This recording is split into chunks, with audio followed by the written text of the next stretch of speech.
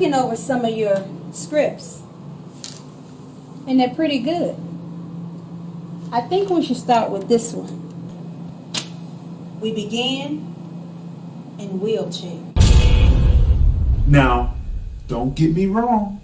You got a bathroom, I feel. I don't have a restroom. I got no bathroom. Then how do you relieve yourself?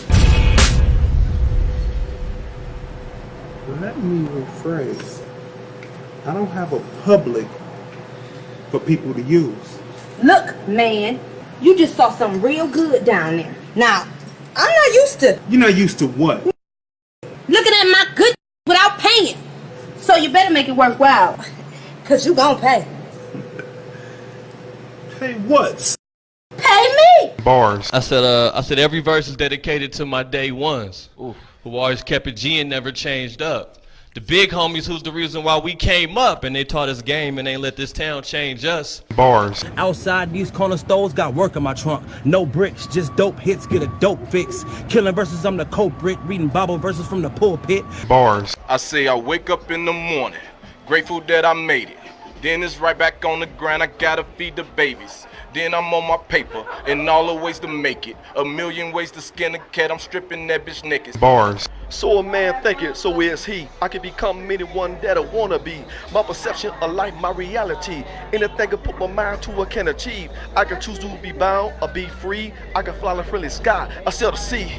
Failure ain't no option, what I believe. Cause real champion will never concede. Bars. I fell in love the first time I heard that patois. When I come to one feeling me like a shot eye. They can't step in the game with young scheme. Cause I'm in the party bringing the fire and on my team. Dime a ver, y mami está bailando a controla. Me dice que le gusta el reggaetón y no soca. No so solteras so podemos solo ser amigos. Digo, keep por adelante and dance floor. Yo que te sigo, yeah. Bars. The film review. What's going on, people? This is Crazy D. This is the film review on the road. Brother! Brother! That's brother Franklin J. From Like It Is Radio. Hey, brother Franklin J. How you doing, black man? Queen. Hold on. Silence on the Kill the set. music. Silence on the set. Yes, sir. Y'all know what this is? Do I know what it is? This is history. This is Queen. This is Queen. Royalty, Academy Award, y'all. Hold up. Right. Say what? Right. Say what?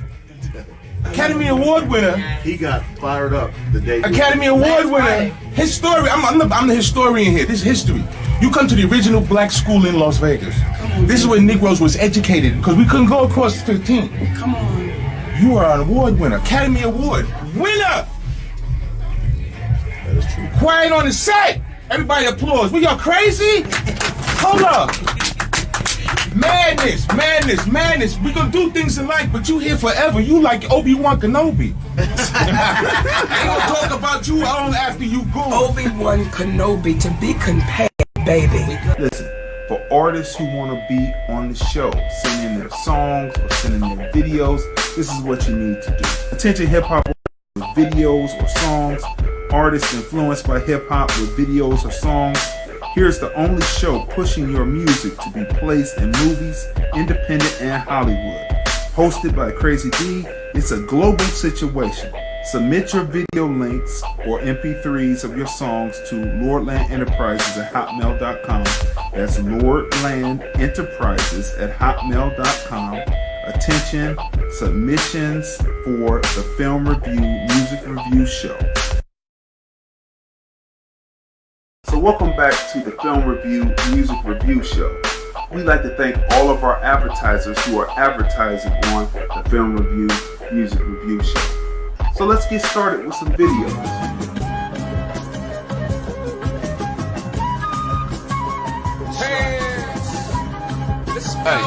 Hey, I'm from Cleveland where the Browns go, where we blow loud smoke. Grandma in her doorway, 38 in the house code. I'm next door with the neighbors, playing Space Invaders.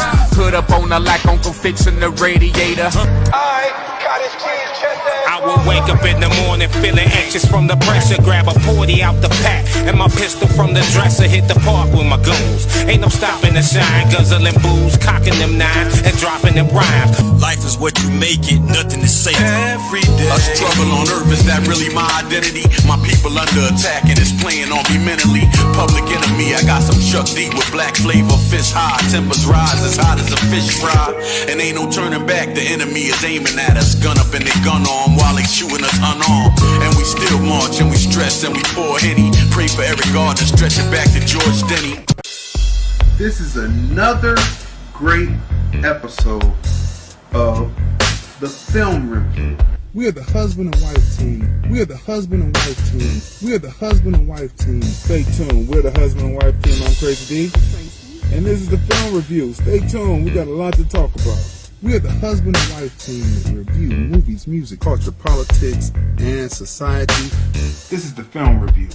Movies, music, culture, politics, and society. We're the husband and wife team. I'm Crayzon Deeyon. Tracey. And we review movies, music, culture, politics, and society. Sunday at 5:30 on Crayzon Deeyon page on Facebook. Live stream. The film review. Movies, music, culture, politics, and society.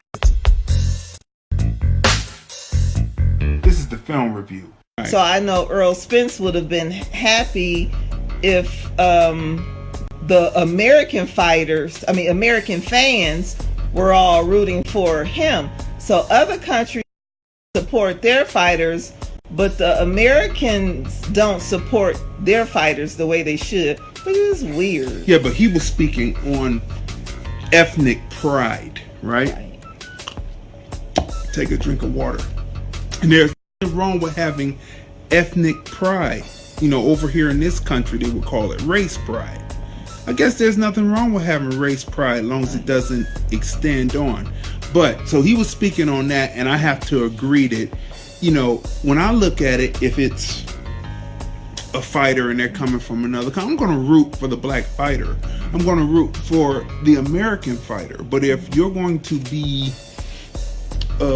you're black and then you automatically go for it. I remember when McGregor was when Floyd was fighting McGregor, and I remember that people like, oh, McGregor's beat him. These are black people talking to me. I'm like, do you know the boxing game? And do you know the difference between the striking in UFC and the punching power that comes within boxing? Why would you say that McGregor could beat Floyd? You know, and so I question people's boxing knowledge right there. That was one thing I said. I'm going with the black fighter anyway. So we were down on the strip, and the Irish people that flew in, and I think there were a lot of just white folks that, you know, had the flag but weren't necessarily Irish. They were just joining in. It's kind of like, oh yeah, by the way, this is Black Happy Black Day. You know, some people call it St. Patty's Day, but I say Happy Black Day. So I'm always concerned about the youth walking as if there was no concern, like they're open free. Was that your experience as being a 14, 15-year-old, that you felt, okay, you didn't have any knowledge of what had happened in the past and you felt free to be walking around in the park that day instead of saying, maybe we should limit our time in the park and go someplace else? Not like that's unfair, but you weren't thinking, pretty much saying, I'm free, I can do what I like. Give the people, the youth, that perspective so they'll know, so they'll click on and say, maybe I should become aware. Yeah, absolutely. I got to be very honest about that. Even though my mother had been teaching me the stories of her youth and what she went through, she would always say that she was from the Jim Crow South. And me being in New York and being raised in New York, we didn't see that reality. The reality that we saw was that we had officers walking around the streets and in the neighborhoods and things like that, and they knew the names of the people that they were supposed to be there to protect and serve, right? Not the ones who now, when we look on the side of cop cars in New York City and it says courtesy, professionalism, and respect. But if you happen to be living in Staten Island, just like we saw, they got their hands around that man's neck and he's saying, I can't breathe, I can't breathe, I can't breathe. They didn't even give him the first letters of those words. They didn't give him CPR. So what we gonna call him? We gonna add him in there, mongoloid, human, and pigaloid. You know what I'm saying? So now we got the top. Now he in the top 10. So this is what I'm saying. There, a lot of these phenotypes are just they're ways to try to hide the origins of all non-African people, and really it's only one. Like I don't really like to put people on a genetic totem pole that they not on. This is not about racism or black supremacy or nothing like that. This is about science. So it is a scientific fact that all non-Africans are not full human beings. They're only a maximum of 93% human beings, 7% Neanderthals. It's a scientific fact that Caucasian people share 98% of their DNA with chimps. So a lot of this stuff is not included in the phenotype statistics when you go to look it up. So, a lot of that, like you don't really hear me imprint that in people's heads because it's not right and exact. So when I touch on the subject, I'm going to let you know you're human or you're not. You can create whatever word you want to. You can be a mongoloid, you can be a negroid, you can be a caucasoid, you can be any of that. But at the end of the day, all of those stem from the same branch. So when we want to deal with the totem pole, you have human, which is African. And then you have Dravidian. Because if we talk about mongoloid, when we say mongoloid, the first thing that a person's mind go to is a Chinaman. Isn't it human nature that there's always someone that wants to be at the top? So let's say people barter, boom, boom, boom. Sooner or later, wouldn't it be human nature that someone would say, well, you're just growing food and I've got the textiles over here, so I need a little bit more of this for you to get this. And then someone says, well, I've got the technology over here, I need a little bit more of this to let your light stay on. Or, isn't it just human nature, our human nature? Well, now, we're not talking about, let's take what we're talking about is the system that we're building. Isn't it our human nature to be that way? Because it all started with us, and the discontent started with us. Well, I'll say I can't say specifically or with a huge degree of certainty that is the case. I can say that's what we've been taught, right? And it begins with the value system. So the value system teaches us that something has to be greater than something else. But when you look at something, I call it a perfectly broken system, right?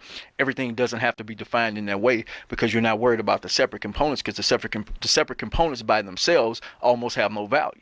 So if we're looking at the overall total sum of what needs to happen, and that's basically our community, our family units, things of that nature, how the output of that comes. Producer does not work with the artist because the artist is great. No, the producer / creator works because the producer / creator is. Because, in actuality, translation, most people don't give a care about what anybody or their dreams or what if their dreams come to reality. So the person that is great is the creator and producer who does. And so that's the point. And so that's what we do at LordlandFilms.com. We make sure people are seen, heard, recognized, and appreciated. And we keep it going and moving to leave legacies.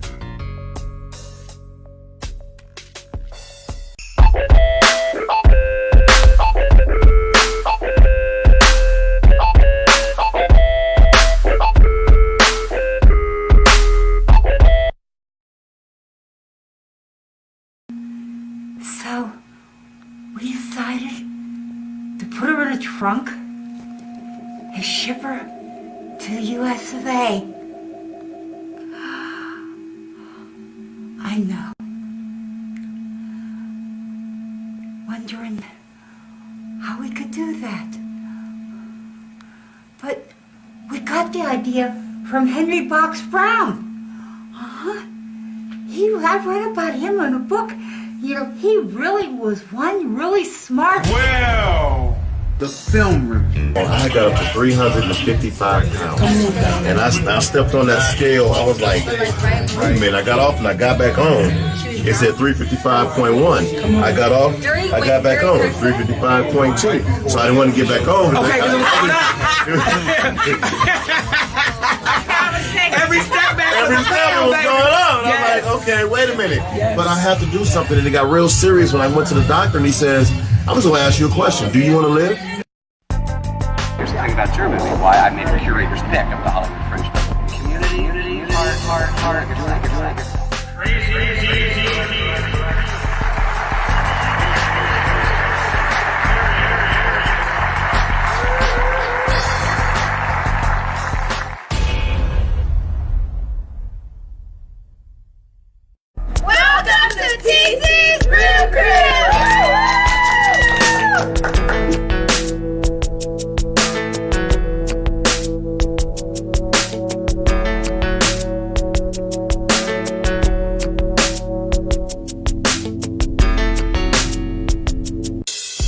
This is another great episode of the Film Review.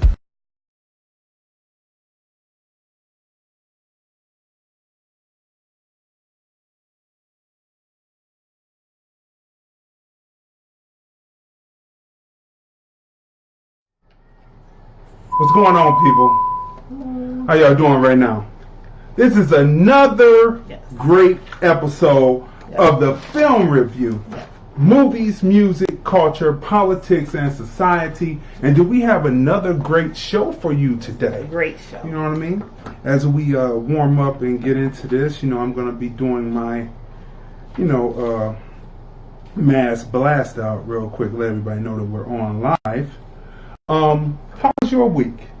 It was a great week. It went by quickly. I guess because with the holiday, 4th of July was Thursday. Right. So, plus we had our special show on Thursday, right? Our anniversary. That's right. I can't believe it's been a year already. Been a year. Yeah. Already. So we did a show already. Normally we do one show a week. One show a week. This week we gave you two. Gave you two. Yeah, so. And we have a great one for you today. Yeah. We're going to be reviewing the movie Yesterday. Yes. We're also going to be reviewing MIB International. That's Men in Black. Yep. International. And a new show. I mean, it's not new, but new to us. Season coming up. Yeah, we the fourth season starts tonight, and we saw with the third season. We saw the marathon for maybe the second and third season. Right. And that show is called Saints and Sinners on Bounce TV. And we have a poll up right now that asks the question: is church like what is depicted on Saints and Sinners and Greenleaf? As a matter of fact, we're going to be talking about is there anything more ratchet on TV than Greenleaf? Is Saints and Sinners outdoing Greenleaf as far as the ratchetness in the church? Matter of fact, we have some of the same members, some of the same cast in Saints and Sinners is also in, we need to add on to also the new show on Ambition. That's add that on for you. Yeah, we'll add that on too because that's a pretty good show. Yeah. Robin Gibbons is making her rounds, and she's good at playing those roles, right? Yeah. I mean, she'd be good at playing those roles because for those who may be too young, you should just Google and we'll get into that. But she's believable at those roles, right? Yeah. So let's get started. here. Let's talk about first Saints and Sinners for all the church people. Raise your chair up just a little. I think it's a little low. Is it? Yeah, stand up. You just stand up a little bit and raise it up to bring you up some because you are low and we want you up high. Oh, it's probably because of the way just stand up a little bit. Yeah.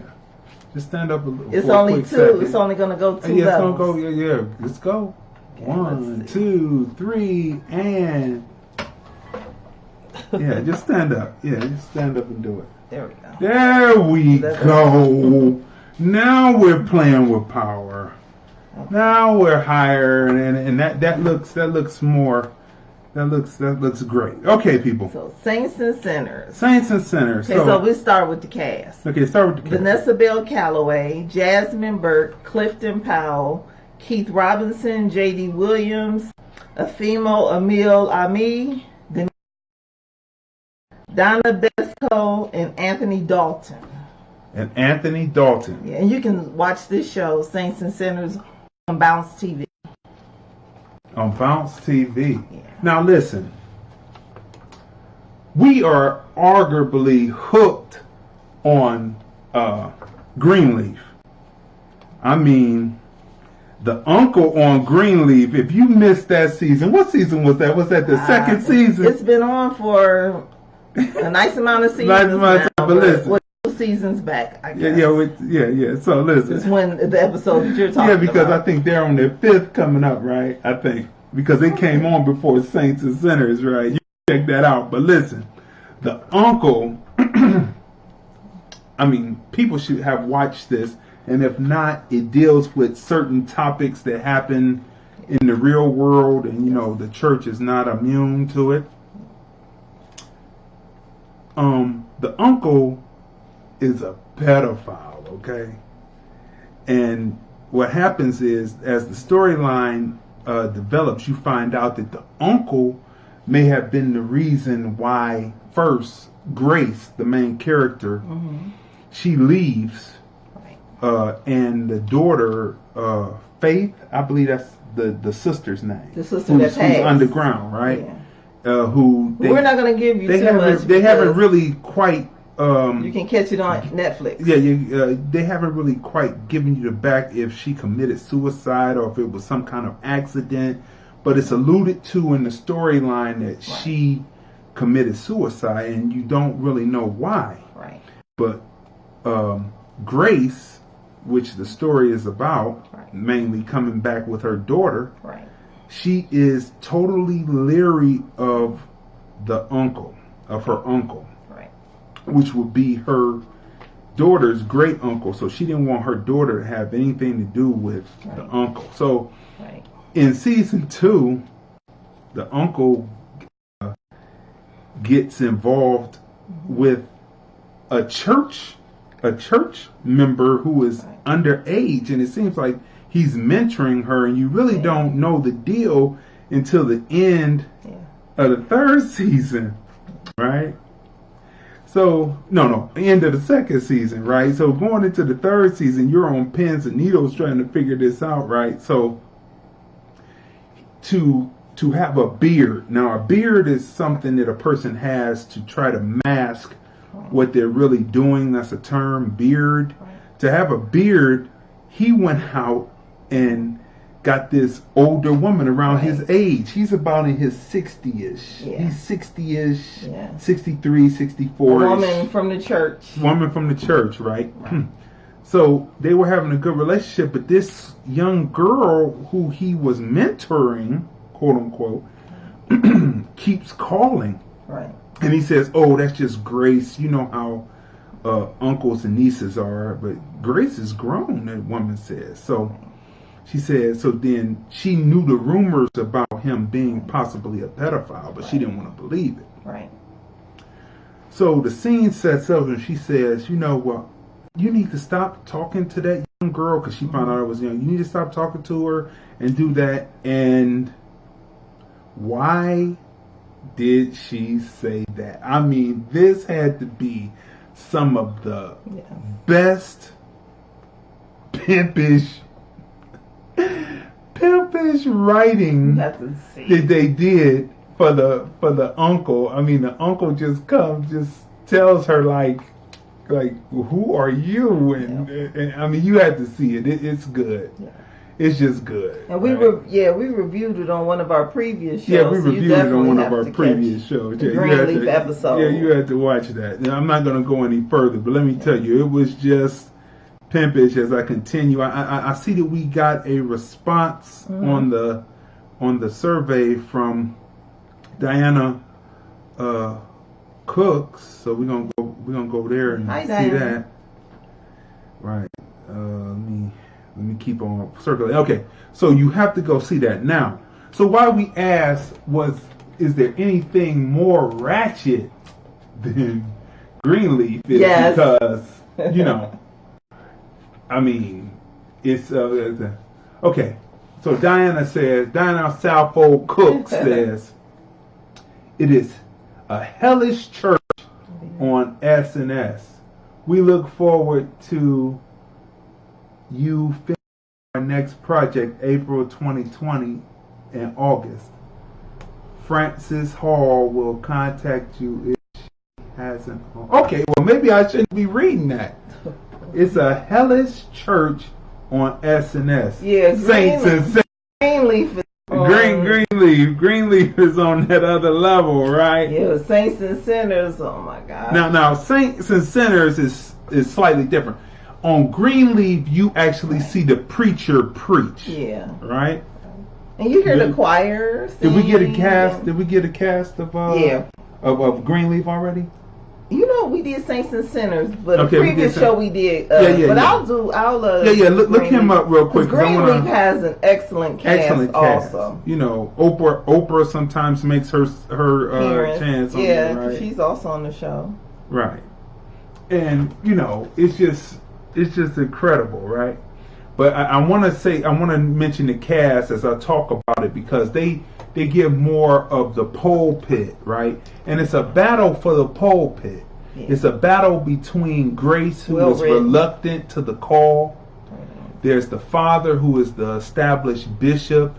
Yeah. And then there is the wife, who always felt that she had a calling to... Lady May. Played by Lynn Whitfield. That's right, who believes that she always had a calling to preach. Okay, so the cast. Yeah, go ahead with the cast. The cast, starring Lynn Whitfield, she plays Lady May.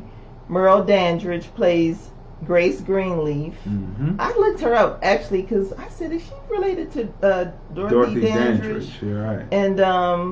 And online they said no, and I remember she was asked in the interview also, and she said no. Okay, so Keith David plays Bishop James. Mm-hmm. Deborah Joy Winans, she plays Charity Greenleaf. She's a member of the world-known Winans family. Yeah, but the Charity Greenleaf is a mess on the show. Yeah, she does a good job acting that part. She does. She really does. Oprah Winfrey plays Mavis McCready. Mm-hmm. She plays Lady May. She's Lady May's sister. Right. Desiree Ross plays Sophia Greenleaf. Kim Hawthorne is Carissa Greenleaf. Layman Rucker, he plays Jacob Greenleaf. Ty White plays Kevin Satterley, Charity's ex-husband. Lovey Simone plays Zora Greenleaf. Rick Fox is on the show. He plays Grace Greenleaf's love interest. Yeah, he's really coming around. His acting is really good. His actor is. I noticed him acting on the show The Game. Right. Is when I really started paying attention to his acting. He's really good. Gregory Allen Williams plays Robert McCready, Lady Greenleaf's brother.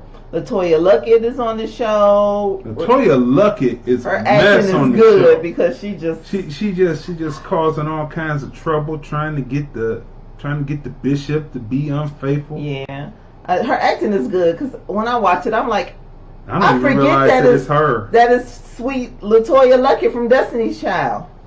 She does a really good job playing her character. Sweet? Is she really sweet? But anyway. Yes, I love Destiny's Child. Yeah. Okay. Rashawn Fegan plays Isaiah Hambrick, and he also is going to play Bobby DeBarge on TV One in the Bobby DeBarge story. Right. Benjamin Patterson plays Noah Kendall.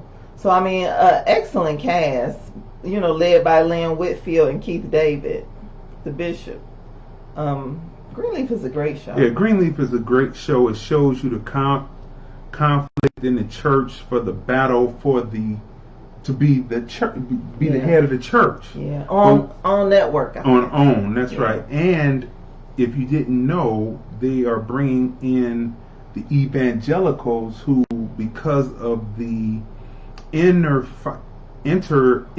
fighting in between the family members, between the son. The son is also in contention to try to have the seat too. Yeah. He opened up his own. Well, he took over a rival church. Yeah. Right, and he's had his own problems with infidelity. So it's a nice ensemble cast, but the fight and the struggle for that leads to the evangelical church coming in and taking over. Allergies. Taking over the church from them this season coming up, and the battle is to get the church back. So this is going to be interesting. Yeah. Because I think I heard in the previews Coon or Tom or Uncle Tom Preacher or something like that for the preacher that they brought in. You know what I mean? Who the evangelicals who is run by one of the Bridges brothers. He's gonna be on the show. Yeah, he's gonna be on the show. You know what? Since we're on network, before we get back to Saints and Sinners, Okay. we have to talk about my favorite show on OWN. What's that? Queen Sugar. Queen Sugar. So we yeah. just have to just quickly, because we already reviewed Queen Sugar. We did. Before. But this season, excellent. If So you're not far. watching it, you have to catch up. So far, it's excellent, but I already know it's just going to be, I mean, it's a stellar cast. The storyline, magnificent, as well as the writing. But the cast, Coffee Surabay, plays Ralph Angel. Don Leon Gardner plays Charlie Bordelon. Ralph Angel is also Bordelon. Retina Wesley, she plays Nova Bordelon. This season, Retina Wesley, you have to watch it. You have to watch it. She's going off Not there. giving anything away, but you have to watch it. She's stranger than when she was on the Bloodsuckers. The show Bang Vampire Bangers. Show on HBO. Yeah, them. Suki. Tired of that. Tina Leifert plays Violet Bordelon. Yeah, she really plays that part. Yeah, I mean, she is the matriarch of the family. Amazing. Amazing. Omar Dorsey plays Hollywood. Nicholas L. Ash plays Micah. Bianca Lawson plays Darla. Let's see. Kyle Durrett plays Davis. I mean, just a Blue. We can't forget about Blue. That's right. Little Blue. Mm-hmm. Played by Ethan Hutchinson.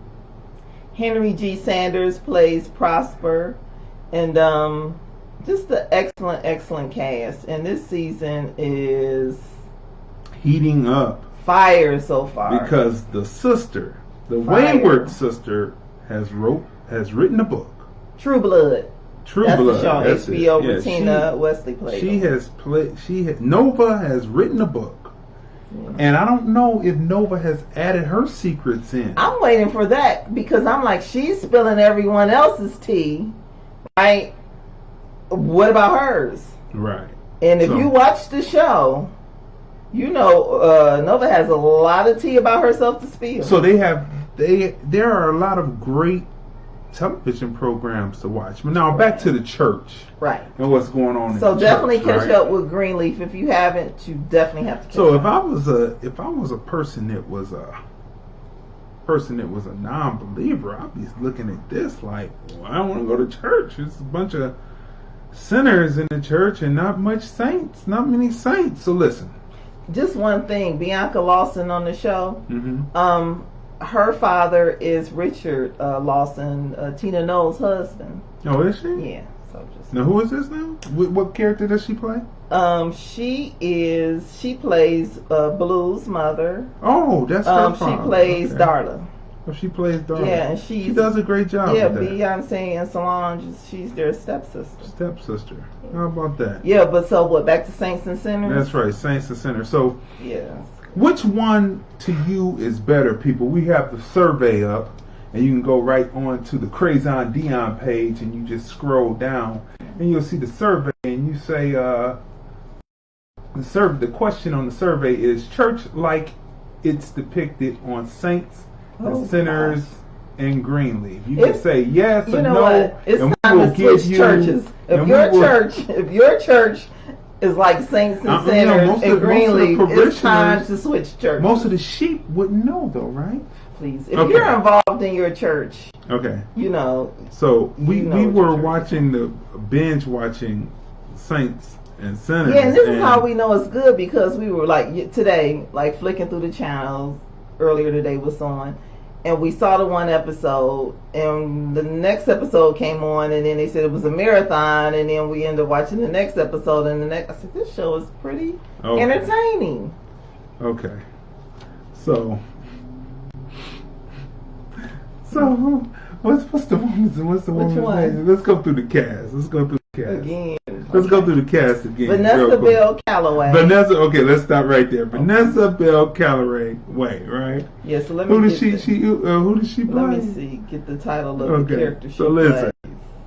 she goes over to this woman's house, right? Because she is the mayor of the city, and her mother and father are the ones who pretty much, they say, kind of brought the town to life and opened up the church, and he was the pastor / bishop, and so her mother is big in the town, and her mother is like, well, what are you going to do about all of this scandal? And they're trying, so there's a petition to have this woman ousted from her seat.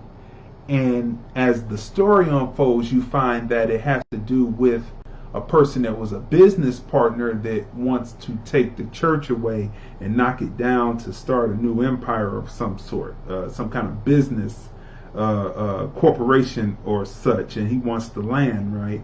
So the land has been a contention because it's in the middle of regentrification, right? We talk about that subject a lot. So she goes over this woman's house, and they're sitting there and they're discussing, right?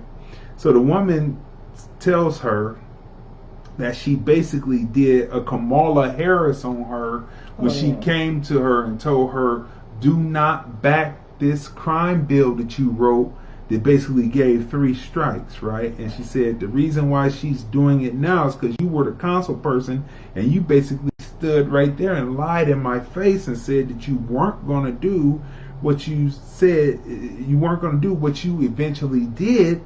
And so I'm not down with you and that, because my son went down the wrong tracks. He couldn't get a job because he went, and that's why he went down the wrong tracks and got into trouble. And my benefactor has had him straight and everything, but now he's dead. And so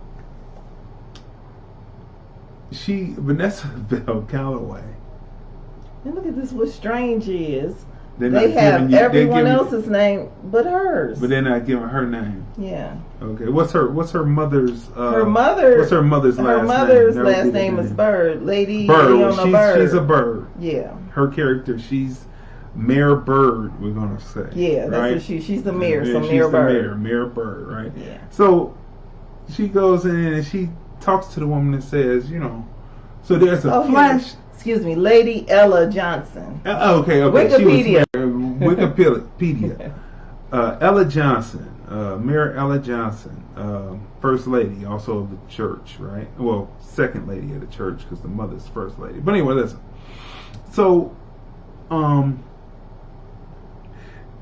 she stands up and there's a flashback sequence with her and Clifton Powell.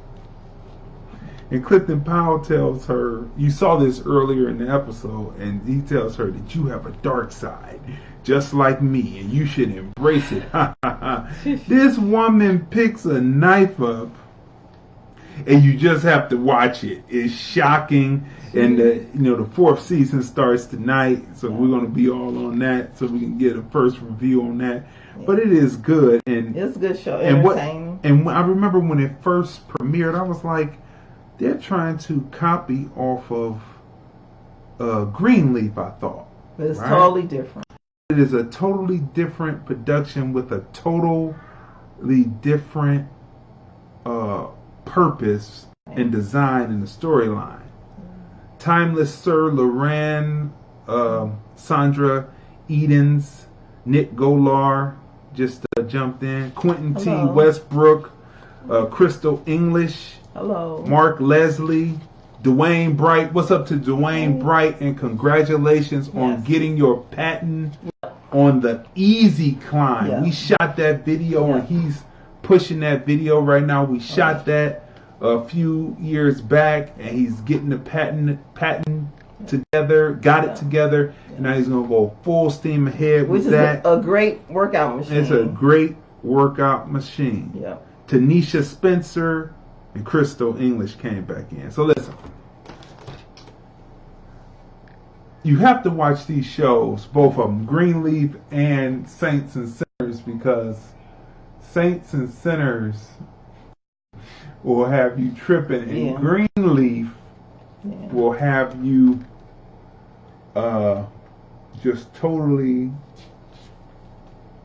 just laughing. So Greenleaf will have you saying, "Did he or she just say what I thought they said?" And you'll have to rewind it to hear. You have to hear what they say. Did they really say that? So David Banner. That's right. David Banner is the pastor of the Saints church. And Sinners, Saints and Sinners. What I notice about Saints and Sinners though is you hear him like in earshot because something happens and then next thing you know there's scenes outside of the rectory. Right. And so you're not hearing him directly give a sermon. Right. Yeah. I don't know if that's his choice because he comes up in the church. His father was a pastor. Yeah.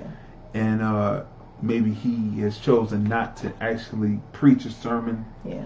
You know, so take it outside and make the scenes opposite, right? Opposing what he's doing at that time. So you really never really hear the sermon being preached. So that's interesting about that, right? So both of the shows are entertaining, and that's what TV is supposed to be about. For those who complained about Empire, well, at the end, and for those who complained about Star, they ended Star without a conclusion. They had the fiery wedding, and that's over now, so we'll never know what those characters do. But for those who complained about Empire, which was just entertainment, it was Falcon Crest, it was Dallas Dynasty, that's what it was, right? Knots Landing, that's what it was. For all those you complained about it, now it's over. Get ready for the whitewashing of TV. But right now we have other shows. You have Ambition. Yes, Ambition, another show, right? On network. On network, right? So let's talk about the first movie that we've come to review, which is Yesterday. Right? There's going to be a little spoilers in this because you should have been watching this already. So there's going to be some spoilers in this presentation right here. Okay. So Yesterday. This is based on a world where people no longer remember the Beatles. It wraps around a character played by Himesh Patel named Jack Malik. Right? He has a female manager / roadie / not groupie, but they grew up together. They grew up together, right? She is played by Lily James, and her name is Ellie, right?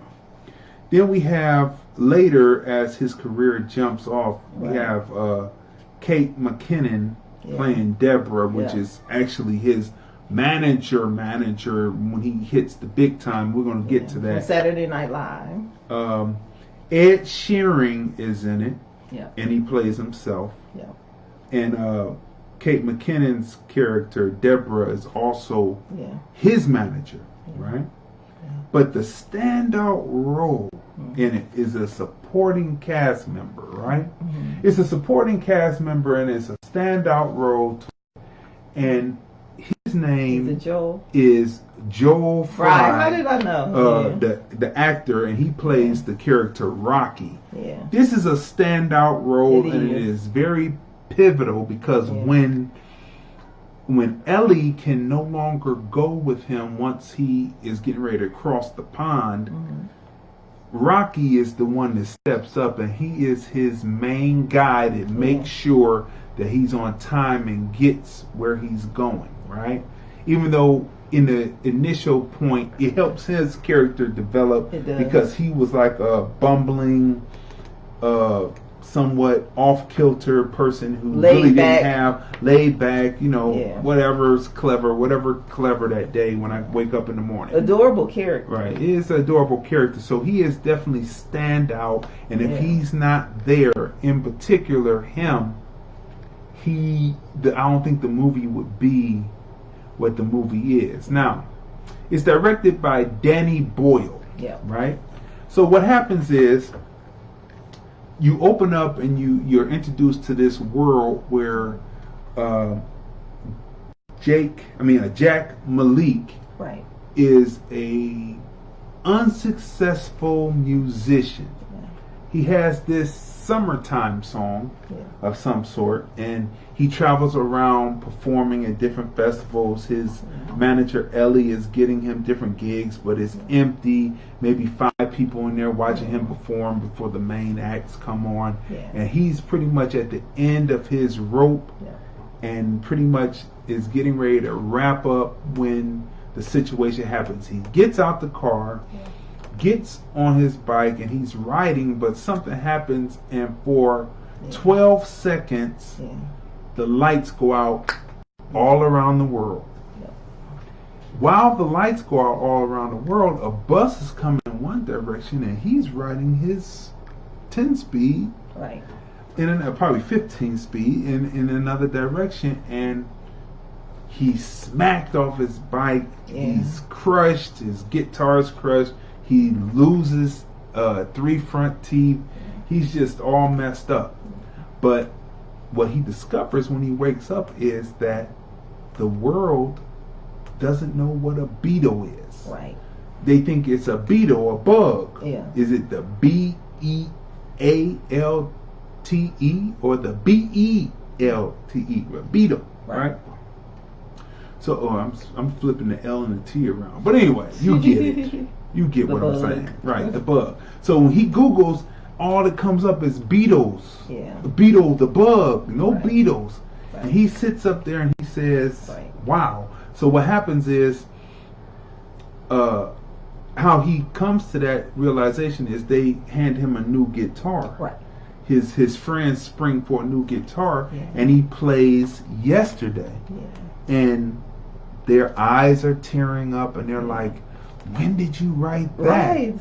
I didn't write that. The Beatles wrote. Who are the like, Beatles? Who are they? Yeah. And then he says, we're not into those independent bands. That's what's wrong with artists who are into independent bands. Most regular people don't know independent bands. So he goes home, he Googles, he finds out that no one knows, and then he starts to perform these songs, and then he starts to get interest, and then from there, Ed Sheeran hears about him playing himself and says, you need to come on the road. Right. And from then the story picks up, and it goes from there, right? And it's a very entertaining movie, right? It is. The storyline is good, but there's one problem in it, right? It's a flaw. There's a flaw in it, and the flaw is, let's talk about the black side of music, where everything comes from. If there was no Bolden in jazz, there wouldn't have been a James Brown, right? So let's just take this fictitious world that they made, where everybody forgets there's a Beatles after 12 seconds of the lights going out. If there's no Beatles, there's no Ed Sheeran, right? If there's no Bolden, there's no James Brown. If there's no James Brown, there's no Motown. You know what I mean? There's no Parliament Funkadelic. There's no, so there's no, if there's no Beatles, there's no British Invasion. There's no Ed Sheeran. There's no the countless others. There's none of the 60s Maybe some movement. of them might have existed, because when he looked up certain people, they didn't Well, exist. see, the Stones existed, right? Right. But but what's wrong with the flaw in that story because is the Beatles inspired. the Beatles brought what opened they the door. opened the door. They were clean cut, which allowed the Stones to come over to be a little less clean cut. Right. Donald Glover was. He looked up Childish Gambino. He was in the. Yeah, he was still there. But like I'm saying, if it was no Bolden, then there would be no James Brown, no Parliament Funkadelic, no Parliament Funkadelic, no Outkast, no Outkast, no Atlanta, no Outkast, no Childish Gambino, right? But you know what? The funny thing about it is, when you see this film, so we're talking about the Beatles. There are like so many other things he'll like type into the system, because when he's talking to someone, It's just what is it called? Pop culture. Pop And he'll culture. mention something, and they'll look at him like he's crazy. And when he goes home, he'll look it up, in the And it's Google not search there. engine, and it doesn't exist. So everyone was laughing throughout the film when he would make references about certain things, and the people around him would be like, "Huh?" And he would go look it up, and it's just hilarious. So Yeah, it's just a hilarious piece. yeah, and the Right. music is beautiful, and it made me pay more attention to like the lyrics Right. in Beatles songs, That's like the right. lyrics. And so his success was based on his writing. He said, "Oh, your words are so beautiful," and so it's a really nice film. Yeah, it is. But really okay, nice. so now doing the research to review this film, right? Yeah. I came across some disturbing controversy that Oh. shouldn't really be a controversy about the film, right? John, is it the? Yes. Okay. So there is a scene. We shouldn't get that scene. Well, That's I mean, the most beautiful part. I of the mean, film. we're giving spoilers, Oh, and okay. so people see it. But there's a scene where Don't say which one. okay, there's a He scene sees where a Beatle. there's a scene where He meets a Beatle. now remember the Beatles never made it, right?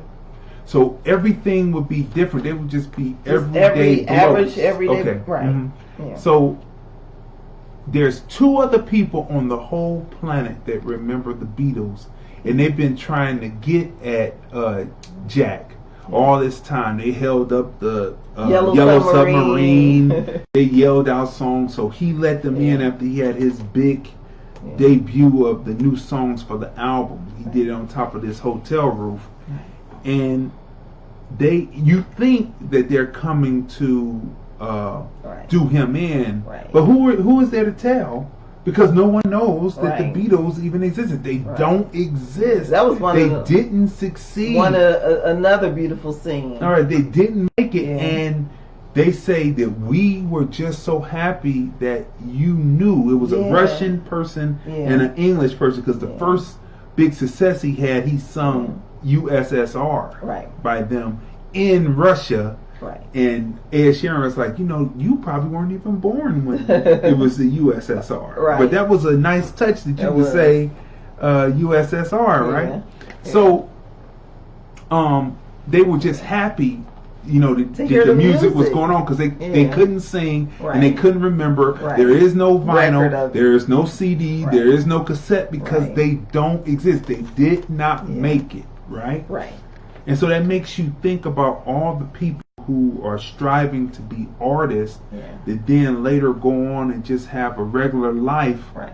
And it's like the flip of the coin, the chance meeting, the opportunity that was not there, or the possibility that was not there because the moment wasn't right, or it was right and the person wasn't prepared. And so it gives you all that. So then you think about it, and these are now regular people. So the woman said, we did a lot of searching and we found it. What's going on to Gary Jackson, who just joined in? How you doing, Gary? So it gives you a perspective, and you start to, reflect on it. Yeah. So they said they had done some searching, and they gave him an address. So he goes traveling out, and he travels out, and it's a nice, beautiful cottage. Nice cottage On by the the lake. It's more like by Was it by the a lake or the ocean? more like by a pond, I would think. Not it an was ocean. beautiful. But it was by a pond, and so as it cuts in and shows you the person there in shallow depth in the background, and in the foreground there is a drawing of a person with scraggly hair, and it looks kind of like Paul McCartney. And when you're sitting there, you're like, oh man, this is going to be Paul. Right? However, there was a controversy about this, and fans came out and said that they did not appreciate. That was a beautiful scene. They did not appreciate, the scene with the Beatle in particular in it, and they thought that it was in poor taste. But the director, Danny Boyle, said he never thought twice about the scene, and Hamesh says that it was a beautiful scene. Yeah. So you have to, What just do for you that think about reason. the The scene was incredible because in the movie theater, people were like, oh so, man, yes, you know, beautifully it was done. beautifully done, and it just gives you a perspective if it didn't happen, right? If it didn't happen for the person. There is also a storyline, because there's multiple storylines. Him wanting to make it because it's an ensemble cast, and you have his parents. Then you have his love interest, which is Ellie. His parents were played by Sanjeev Bhaskar and Mira Sile, and Alexander Arnold also plays a major part in the film. He's the one with the studio. Okay, yeah, he's the one with the studio. Tracks by the tracks. Yeah. And every time they're trying to do something, here comes a train. But anyway, that's a good touch there, right? But there's a choice that he has to make. And that right there in the movie, that kind of like perplexed me, because she never let on that she liked him. But then in the film, all of a sudden you find out that she likes him. But you can tell from the beginning. After he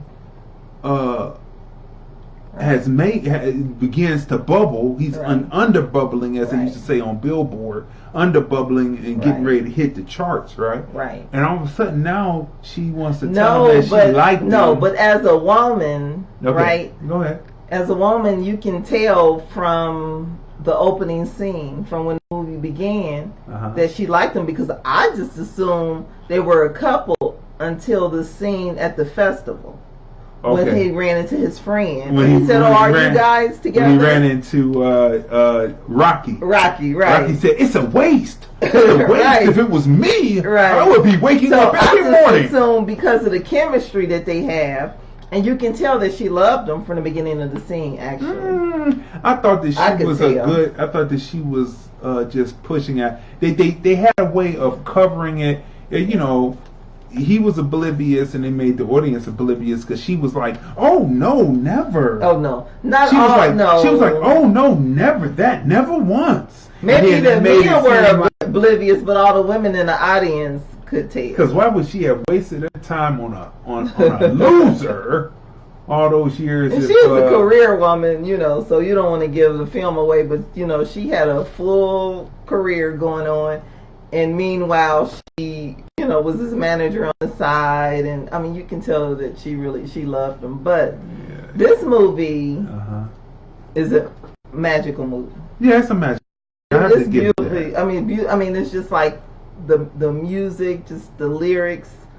The Beatles songs are just... Yeah, the Beatles songs are nice. And hearing it in his voice. Right. He did a good job. His voice is pretty good. My question, he sung very well. It had to have someone who could sing. Yeah. My question is, why does it have to be an either or for him to make it? She was giving him an ultimatum about, you know, being there and or being a entertainer on the road, right?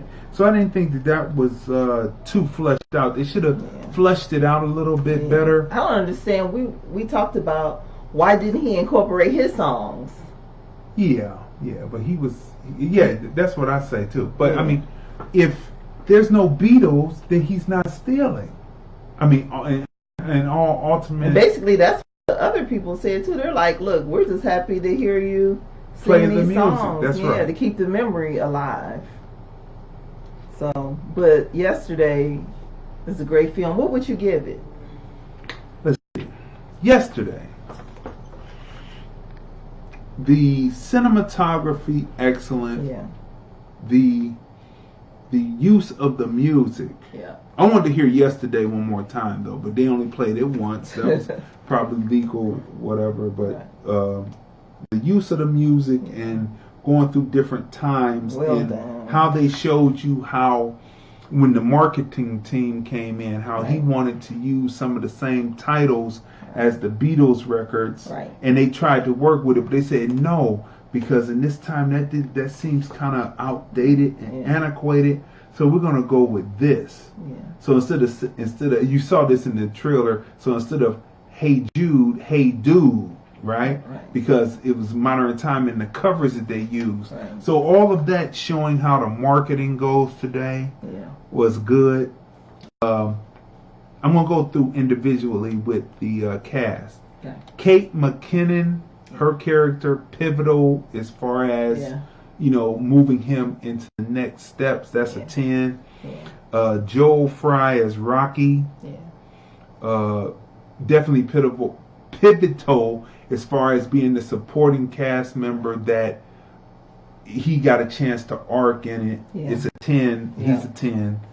Lily James, Ellie, for who she was, she played the part. She was a little irritating to me. You know what? She was adorable. And so I give her that a was a good 10. matchup because I thought they looked really cute together.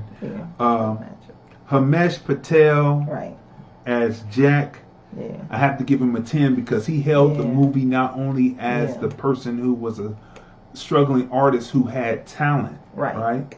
My question was if he knew about the Beatles melodies, because when they remade all the songs, they did all the hand claps and they had the cymbals and the triangle and they did all that. If he knew about melody and adding sound effects in, why didn't he do that in his music?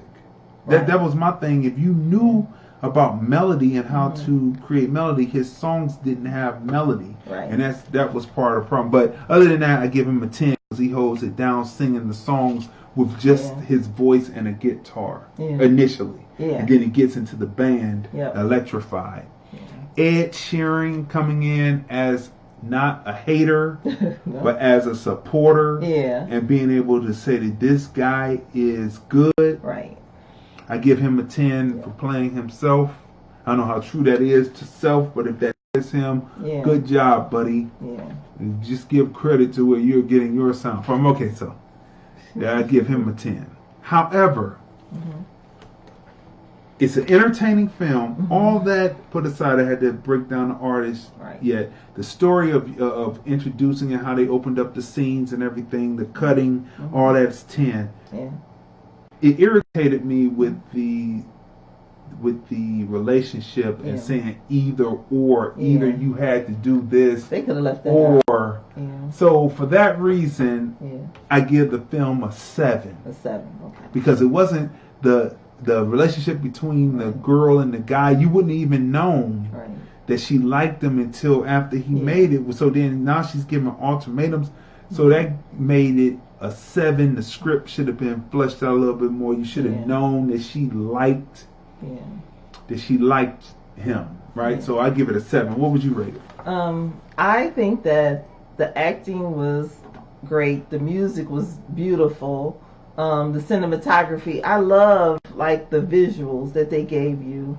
The city, especially at the end, the one scene. We don't want to give it away. With this one particular Beatle and his cottage, and you mentioned it was like a pond, but it's just such a beautiful scene. And this beautiful little cottage is surrounded by nothing but like a body of water. It's just beautiful. And I don't know. I mean, I would give it a 10. Okay. Oh, you know what I also loved about it? What's that? Is that the cast, it was multicultural. Yeah, it was a multicultural cast. And I love the writing. And very smart writing. Very smart. It had you cracking up. The people in the audience were so engaged in this film. They were. It was almost a packed house. It was. And people were like kind of like humming and singing the song. I mean, it was just a great vibe.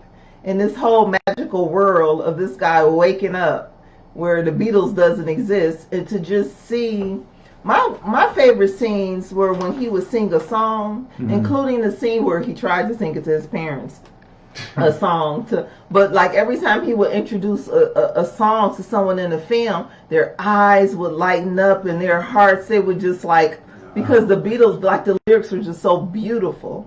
because all the songs he did in the film were like the songs that really, really stood out. Really stood out. And well written. So it was just like for those people to hear, to be introduced to the first time, like a Beatles song, especially like the love songs and stuff. People were just like, oh my gosh. Like it was just a magical film. It was really good. I'd give it a 10. Yeah, you give it a 10. I would definitely go see it. You give it a 10. You give it a 10 for that reason. I would give it a 10 because it's like it was such a feel good film, and it was like well written, and it was humorous, and it was just, you know, it's just a good film. It wasn't lazy writing. It wasn't predictable at all because you didn't know where it was going, which is good. Yeah, that's true. You know, it took you on a ride.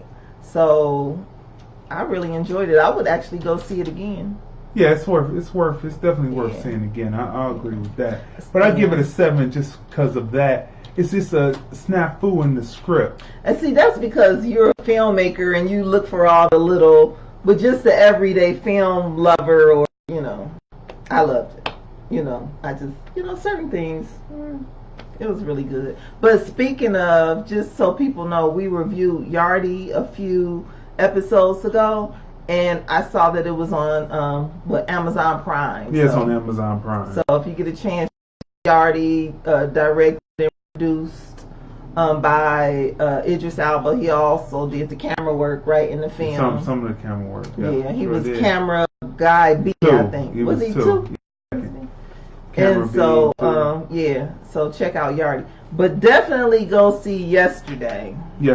Really good. For that reason, right? Let's see who chimed in. Oh, Anthony Meeks just joined in. What's going on, Anthony Meeks? You know, we covered him during the bars. He did his bars. He's from Cleveland, Ohio. Yeah. And before we would be remiss if we didn't say this. Don't forget to get your meals at TC's Barbecue Crib. Did you see the video that I put up of the first interview that we did? We put it up on July 7th, July 27th. Anyway, it's up. It published way back in 2012, circa 2012. Right. It was the first interview that I did with Sharon at TC's Rib Crib. Do you remember what we said about the restaurant when we first went in, when we left?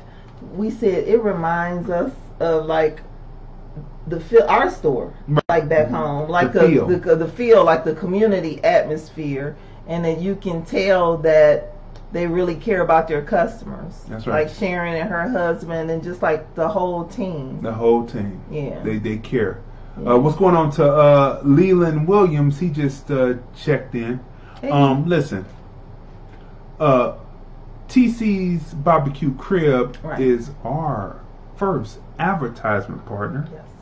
We want to tell you that, you know, when you come with us, because we are global, we do show global. Let me show you this. We show global. Come advertise with us. You can go over to Vimeo. You can go over to Vimeo.com/showcase by Crazy D. You see it right there up on the screen. I might even bring it up a little bit closer so you can see it bigger, so that you can see it. You know what I mean? We want you to let me see if this works here. There we go. Yeah. I see it. Let's move out of the way. Vimeo.com showcase by Crazy D. Businesses advertise with us. Yeah. We have a global presence. Yes. You go to your smart TV or your Roku device. Yeah. Download the Vimeo app. Yes.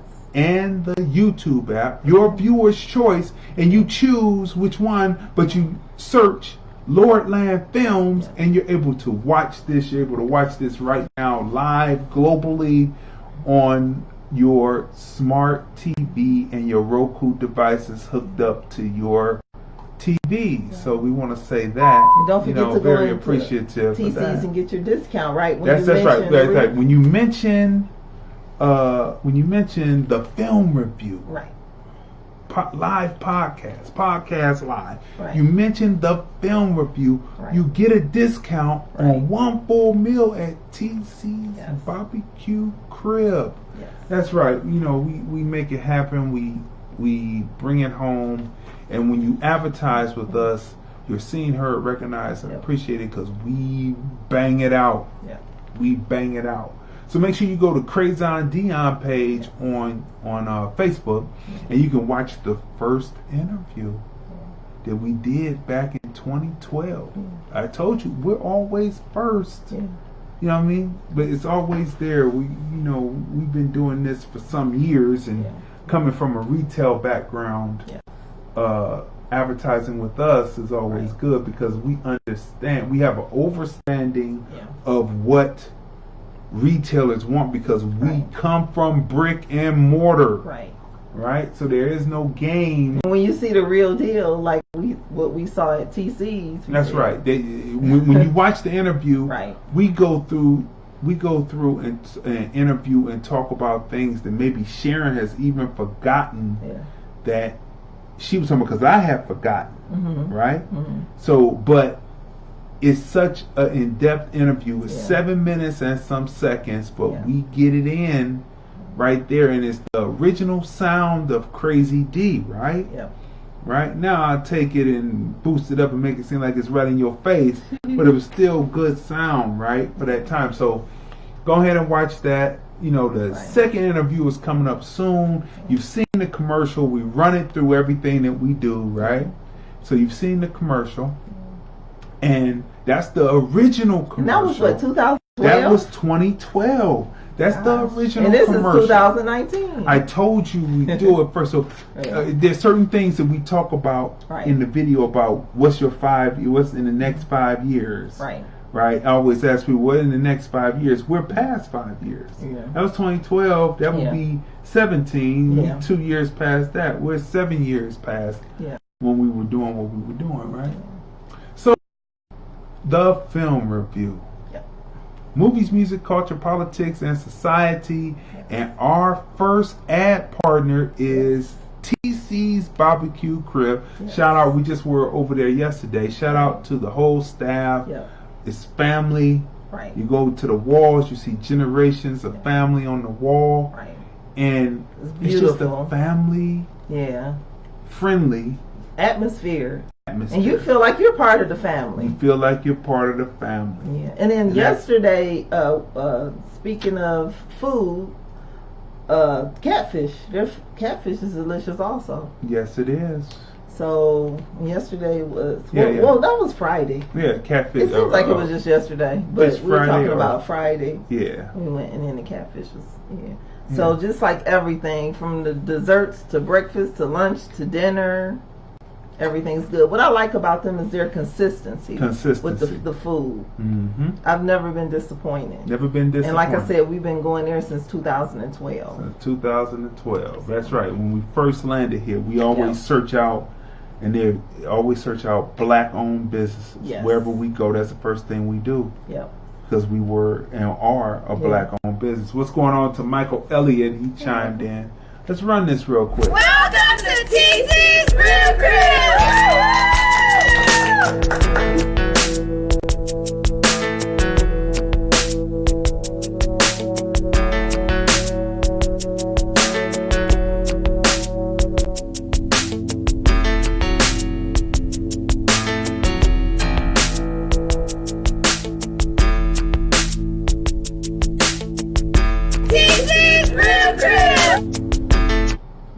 All right, people.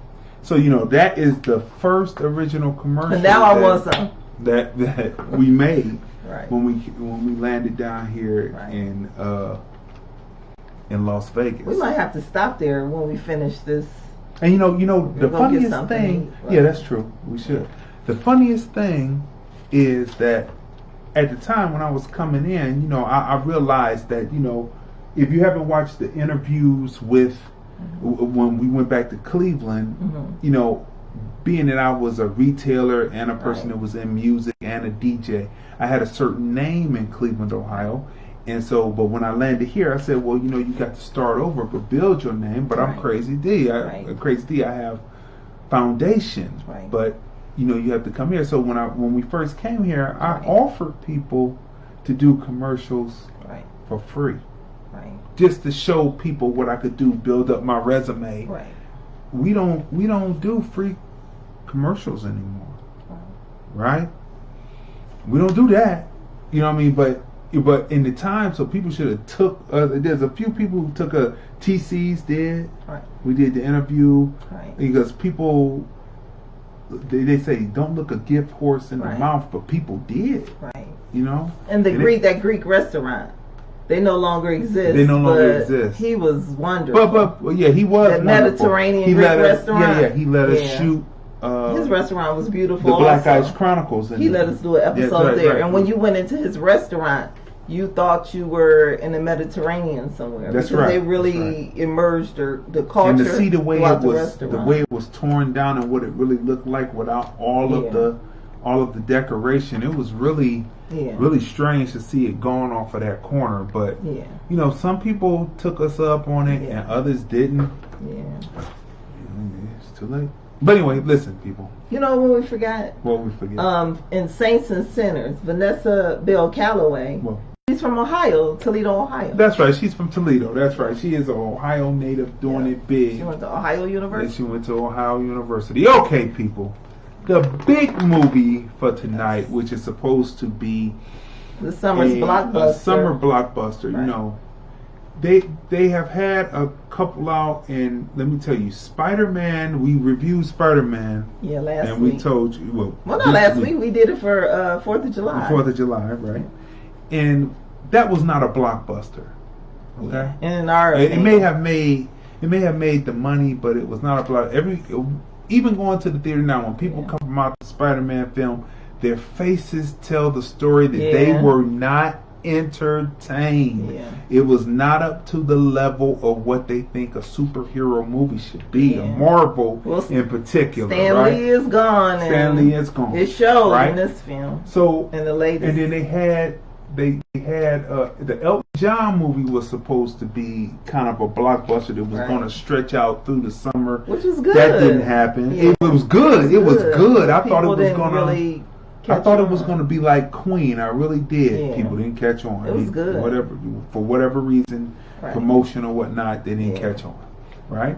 So, but Aladdin is a summer blockbuster. Yes, it is a summer blockbuster. And this is going to me, I believe this is going to be the summer of Will Smith because he's got two more. He's got a cartoon coming out where he's the lead detective of some sort, spy. Yeah. And then he has Gemini Man, which looks very interesting. Yeah. This looks like this is the year of Will Smith. And that comes out in October. Yeah, it comes out in October late, but the other film comes out in August. Yeah, the cartoon. Right. So this is the year of Will Smith again, right? Yeah. And so he knows how to pick them.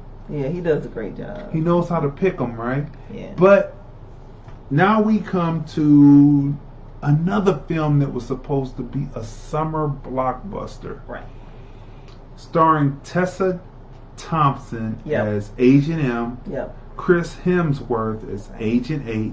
Yep. The Les Twins. Yes. You know, the Les Twins that were with Beyonce. Yeah. Larry and Laurent. And they be popping and ticking and popping and doing their dance. They played an amazing part in the film. They played. Now, for people who have never seen my film, The Shifter, it's up to see. You have to go see it. We dealt with a shapeshifter. Yeah. These two guys are alien shapeshifters. Yes. Incredible. Yes. Right? Magical. Larry and Laurent Bourgeois. That's right. And then Emma Thompson. Yeah. She plays Agent O. Right. So the whole storyline is, as you've seen in the trailer, so this is not a spoiler. Yeah. Tessa Thompson's character, Agent M, as she's later known, I think her name is actually Madeline or Maddie. Molly. Molly, right. So as a kid, she sees the Men in Black, and they blast there with the light, and so the parents forgot, but she didn't, and she helps this alien out. Yeah. And the alien, little baby alien, and he goes off, right? So you figure that's a key in the plot, a story beat in the plot to let you know that this is going to come back somewhat later in the film. And as soon as I saw, but anyway, we won't go there. Yeah, cool. We won't go there because we don't want you to go see this film, right? Yeah. All right. So she's been tracking this all her life, and so it opens up from a kid, right? And the director of this is F. Gary Gray. Right? So the opening, the father and the mother are interesting because they're watching Purple Rain. And the father swears up and down that he is Morris Day. Okay? I mean, he's got the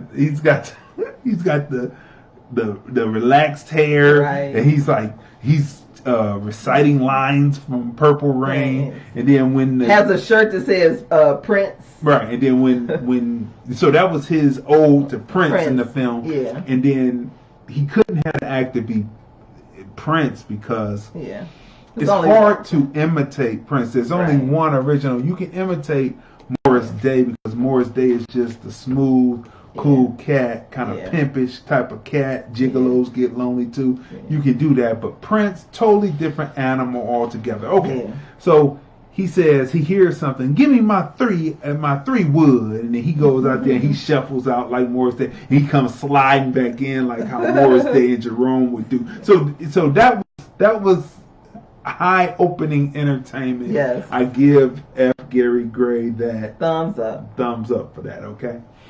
So she goes to, so this opens up the sequence where she helps this alien escape, right?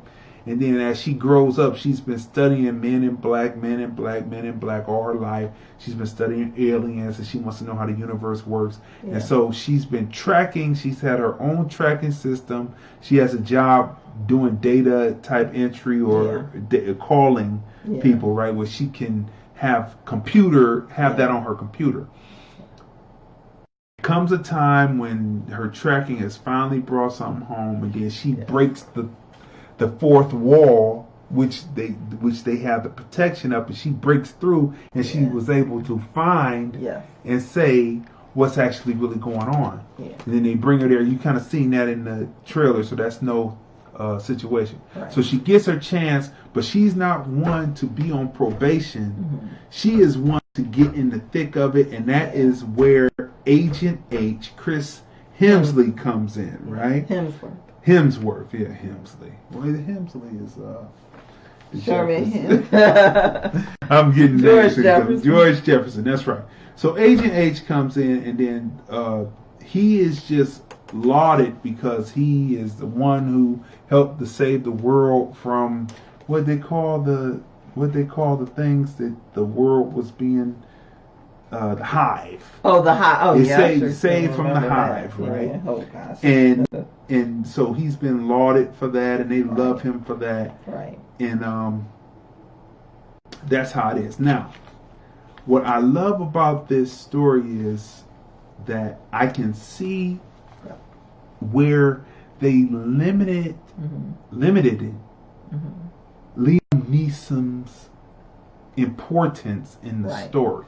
Right. I could tell that he was probably going to be more important in the story than what he was, but the way that they cut the film, making it more on Agent M and Agent H than on him. Because with the Liam Neeson controversy, where he said that he wanted to go out and beat and murder a black guy because his girlfriend was raped by a black guy. So, quote unquote, that's what she said.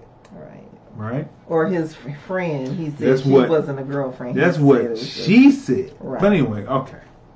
So with that, so they limited it down, and it's a shame because this was probably going to be a franchise for him. Yeah. But at the end of the film, you know how things happen and they can save a character. Yeah. Well, you'll just have to see the movie. We're not You'll going to see, get out of the way. But let's just say that Yeah. we won't be seeing him anytime soon.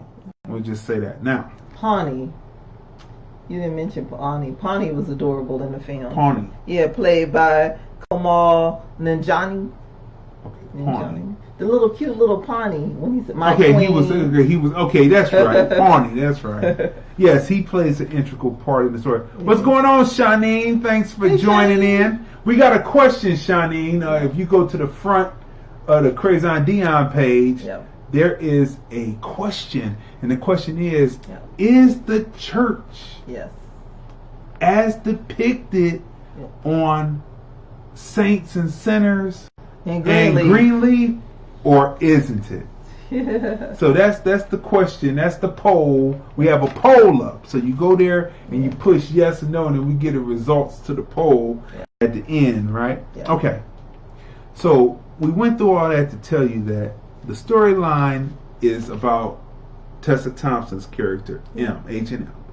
But then there's a secondary storyline that takes over after she's found her way into the agency. And there is a mole in the MIB, and Agent M and Agent H are there to save the Earth and find the mole, right? And so this is, I don't watch Greenleaf, but it's probably not far off. Did you hear that, people? Shani. She doesn't watch Greenleaf. What about Saints and Sinners on Bounce TV? Do you watch that? It's not too far off. Okay, listen. So there's a mole in Men in Black, right? And this is supposed to be the international version of Men in Black. But I thought that Tommy Lee and them were traveling over the world anyway. So I don't know why they're calling it MIB International. Okay. All right. So they go through and then you're introduced to the twins, right?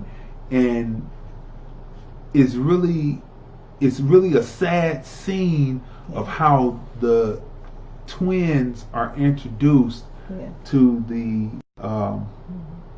audience, right? It's a sacrifice, we could say, right? And it's really sad. But let me tell you something. The Les twins, they do their thing. There's a scene in the club where they're trying to blend in to get to their target. Right. Now, if it had been a Caucasian director, now we know how Hollywood does its thing. If it had been a Caucasian director, most likely this scene would have turned into buffoonery. But the way F. Gary Gray shot it, and the way in post, the way that he it was probably sitting in the editing bay, because he is an auteur for sure. They showed you just enough that they were trying to blend in to get to the target, to give Tessa Thompson worry about, because she was looking at them, they were looking mean though while they're blending in. So it's very well done as that. The CGI, all that is excellent. But the storyline is slow and weak. And there's nothing that F. Gary Gray, in my opinion, can do about that, except for, in the editing, try to speed it up. The directing is good, but because the characters, with what they are given, they do well. These years of Me Too and Enough are really there's been quite a few flops using that what's the name with the bullet, the Mexican story with the Bala. Bala with the bullet, that flopped. That cartoon with it was a real action. She's kind of like cartoonish, but the La Vida, that flopped. All of these movies coming out about women power, and then you're sitting up there and you're like, that's not believable, because the people that you see in real life, like, they wouldn't quite be like that necessarily. So it's like they should just give women a good script. That's don't right. just throw them like anything. Give them a script. And just don't give them a script just because it's the Me Too thing, movement, yeah. and then everything has to be driven by men. I thought this is supposed to be driven by women. This is supposed to be equal, so each person is equally yoked, so to speak. Well, that's And what I this liked film- about. Well, what I liked about Tessa Thompson's character, Men in Black, I believe they wrote her well. Like, her script was good. So unlike the previous two movies we talked about, like the Bella movie, it just looked horrible, right? And then that other movie, the half cartoon, half real life cyborg woman or whatever, like that was crappy. But Tessa Thompson, you know, she's the lead. I mean, she she's did a great She's job. leading the story, but it seems to me that they recut it because I think Liam Neeson was because of what supposed to be happened. him, and she was supposed to be more supporting. They recut it, put her as number one, put Hemsley as number Hemsworth as number two. Right. But it seemed kind of strained, and it made the story go long. Yeah. It was slow in parts, and it was weak. It Better than dragged. Spider-Man, though. Way better than Spider-Man. Yeah, better than what I'm saying? Spider-Man. Way better than Spider-Man. The movie drags, no charisma of Will Smith or Tommy Lee Jones. For this to be a blockbuster, I don't believe, though Tessa Thompson and Chris Hemsworth did their acting job, they didn't quite have the charisma of Will Smith Well, no and Tommy one Lee has. Jones. No one right? has the charisma of Will Smith. No, right, but Even in the what's his name? Idris Elba is going to be in Suicide Squad, right? He's going to be playing a different character, not the same character Right, Will Smith played. But Idris Elba is a good actor also. Right. But when I think about Suicide Squad, I'm thinking Will Smith. And So the guy should have waited for Will Smith's character Before they even- schedule to open before Right. you cut another Right. one. It's just So- a folly mistake, right? But Shanine says they probably have them flopping on purpose. Should have reshot the whole movie. This is probably true. They should, but they were on budget and it had to be on pace, and they didn't want to go over budget. but what they had to work with was pretty good. I mean, it was pretty Better good. than Spider-Man. And like I said before, the edit to reduce Liam Neeson's role was successful. They were successful at that Yeah. because in actuality, there could have been another way that the film ended, right? Yeah. I have to say, because of what I'm seeing, and I hate to say it because ever since F. Gary Gray did Straight Outta Compton, he is the hot director to go to. This, to me, though it's making its money because you have two people from the Avengers Right. in it, Yeah. right? You have That's Thor, true, huh? and then you Forgot about have that. his successor to the island in it. I forget her character's name, and that though you have two Avengers in the film, this is not the best F. Gary Gray film that I have seen. And I have to say that, and it pains me to say that it's not the best. It drags in places, and I said after we finished in the theater, I often ask people, and I asked the guy, so what did you think about this? Right. He was like, It's not. it's What did he okay. mention? Now before anything, I didn't mention F. Gary Gray or anything Right. like that. So the director wasn't in the discussion. It was Right. just strictly the picture, the Right. weight of Right. the picture Right. being number 4 in the franchise. Right. And I was like, so what do you think? He's like, well, it's okay. But I said it kind of dragged, huh? He said, yeah. Plus, it was no Will Smith. Right, that's what I'm saying. That's And what the guy was saying. But I mean, and I said there was no Tommy Lee Jones because the two playing off of each other are great, right? And Will Smith carrying the film, maybe being the person within it moving better, right? yeah, but no one could measure up to Will Smith, though. So I mean, that's right. But when you think about Men in Black, you think of Will Smith, and in the other film, Independence Day, didn't they try to do a sequel and it didn't do well? That didn't do good. So, you know what? That's 2 for 2 on the big screen from the guy who was on LeBron James's. Survivor's Remorse, which was an excellent show. 2 for 2. So on Netflix or that's a great show. Check out Survivor's Remorse. But 2 for 2 on him in the theater. Or Amazon Prime. Remember, he was supposed to play Will Smith's son in that, and they had to totally recut it. Vivica Fox had talked, and then they killed Vivica Fox off at the beginning of the film, and then they did. He didn't carry it, and then they kind of recut it and made it an ensemble cast instead of having a main hero. So he didn't carry that, and the Shaft reboot didn't do well. The people are not receiving him well for some reason. You know, Samuel L. Jackson is always going to be Samuel L. Jackson.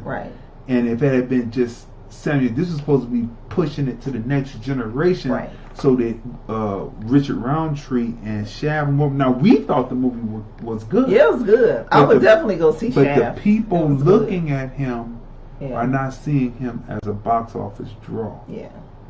And I'm trying to figure that out. But that's 2 for 2.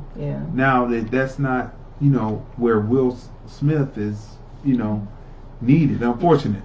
These people, they need to just, because in each instance they all said, oh well, Will wasn't able to do the film because he's working on something else. They said it with the Suicide Squad, and they said it with the Independence film. So what they need to learn to do is just work around Will Smith's schedule. Work around Will Smith's his schedule. Because it takes a long time to edit up the big blockbusters, and he is a big blockbuster person. He makes hits. Aladdin, he puts butts in seats. Yes, he does. All people love Will Smith. All cultures. Plus, did you see Will Smith and Jazzy Jeff, and they did a rehearsal performance, and I mean, Jazzy Jeff is always cold on what he does, and Will Smith was bringing it, and it was hip hop, people. It was hip hop. Okay, so after all we said, right? Yeah. What do you get? Tessa Thompson as Agent M, acting, I give her a 10 for what she was working with, the script wise. Chris Hemsworth, I thought he was detached. I thought he wasn't there. More than just the character. I just thought he wasn't there. That's his last film, because he said he was going to retire from acting for a while. Because he said he's tired, and so he was mentally he somewhere wasn't really else, there, so I'll give him an 8. Because him as Thor, I think he really put all of it into being the overweight Thor. Avengers and he really brought that, right? So I don't think it was the Les Twins. 2 of them, I give them 10 each. That's 20. They were phenomenal on the screen as the villain, quote unquote. One of them. Emma Thompson is Agent O. As always, she does her thing. So I give her a 10, right? But after everything that I said, and there was a doldrum in the middle of film where it just dragged. Right? And it was, like I said, to me, my opinion, it's not one of F. Gary Gray's best films. But guess what? He's in Hollywood. He's going to get another chance and another chance because everything else he does is good. But this right here, with all the circumstances and how they had to recut the film, they had to recut the film because I know it was a letdown with the Liam Neeson opening his mouth on this interview. I had to give it a 6. Because it was entertaining in parts, but it dragged. What would you give it? 6. I loved Tessa Thompson's role. Chris Hemsworth did an excellent job. It was entertaining, and I really liked Pawnee. He was one of my favorite characters. Little Pawnee in the film. He was adorable. I loved the intro of the film, not to give it away, but the whole little homage to Prince was really cute. And I love seeing this black family So you see Tessa Thompson as a little girl with her mom and dad. Yeah. F. Gary Gray did a great job directing, because I was saying, oh, he put a little bit of our culture in the film, you know. So visually beautiful, the CGI, as always. It's nice to see all the different like alien characters, you know, and Men in Black. Also the twins, Larry and Laurent Bourgeois, you know, Beyonce's dancers, and they also do choreography. You can see them on Netflix and Beachella. The acting was great. So their acting was great. I knew they could dance, but then to see F. Gary Gray combine the two was really nice. So that was like a treat. So I was entertained from beginning to end, and I would give Men in Black a 8. An 8. Okay. Yeah. So it's really good. Yeah. Okay. So listen, Shanine says, I liked Shaft, the new one. Yeah, it's hilarious. But I hate to say it, but the young guy needs to improve his acting skills. Maybe take a class. He's very likable. Yeah. Yeah. I said it too. It's because. Well, I'm not gonna say, but it's an obvious reason. Superfly. What about it? The young guy in Superfly. Right. I think that he could have been probably his. would have done, but he had done Yeah. Superfly, and Yeah. Superfly. People need to give that movie a chance. They need to really watch it, because you know what? Yeah. Superfly went the way of the first Superfly. Right. The first Superfly, because the NAACP right. President at the time, who had a marketing agency, didn't get the contract. He coined the phrase. This is from out the mouth of Ron O'Neal. You can see the interview on YouTube. But he says because he did not get the contract, the marketing contract, he's coined the phrase blaxploitation, and that's how blaxploitation came about, and the whole thing about black people exploiting themselves in film. Yeah. And so they call Superfly a blaxploitation film, Yeah. but it would be the first and only film for Gordon Park Jr., who fell off the horse and broke his neck. I don't know how that happened. But that would be his only film, and for it to be done like that. But as it went along, it was shown to be the classic that it was, using Steadicam, a big old camera on your back with Ron O'Neal running, and you're tracking back. You're doing early techniques that they give Rocky credit for, but he was doing it early with a big old camera on the back, catching the.